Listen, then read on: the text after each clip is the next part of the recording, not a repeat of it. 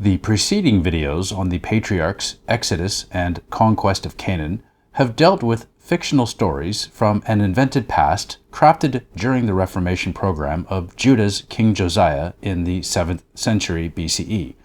As scholars point out, the reforms of Josiah had three elements. 1. Centralization of cult at the temple in Jerusalem. 2. The eradication of competition by uniting behind a single God, Yahweh, and the birth of monotheism. And 3. Uniting the people behind a shared but invented family history that incorporated northern and southern traditions. Now, with the stories of David and Solomon, we finally start to get to some actual historical people and events, though still highly fictionalized accounts. The story of David's Great United Kingdom is simply Judahite propaganda to further Josiah's territorial ambition to claim the land of the former northern kingdom of Israel.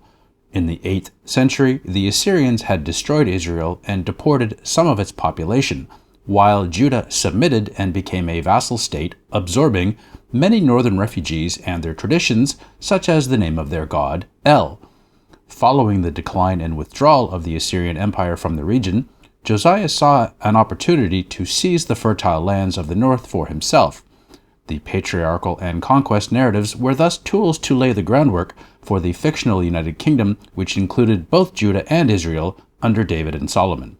While archaeologists have found evidence for the House of David, the Tel Dan Stele, found in 1993, mentions the dynasty.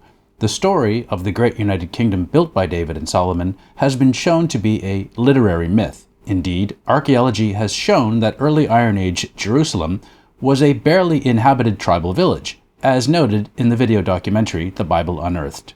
There was a village here in the 10th century, but it was a small one, mainly on this part of the ridge of the city of David, not along the ridge, not all along the ridge, with a very limited population, not fortified, and with no monuments.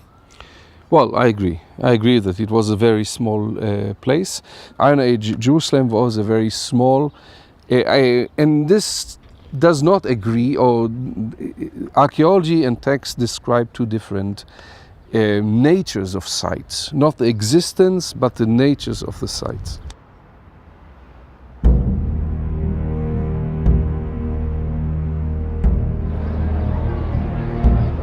Unlike the great city of the 7th century, David's Jerusalem was a simple mountain village covering 3 to 4 hectares.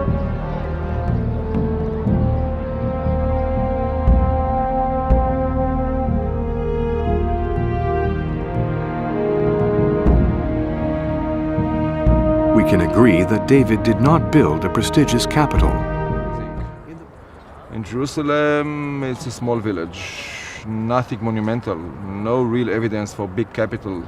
Despite the biblical evidence. Of course, no evidence for a great Solomonic capital ruling over a great state, rich state, and so on. And here at Megiddo, the buildings, the monumental buildings which had been described as the symbol of Solomonic greatness, in fact, date a bit later. They don't date to the time of Solomon, they don't date to the 10th century. So we are in a situation of a complete negative picture, negative evidence from coast to coast. Who then built the great monumental buildings found in Israel? Obviously, the northern kingdom of Israel did under the Omri dynasty, the family of Ahab and Jezebel disparaged in the Bible.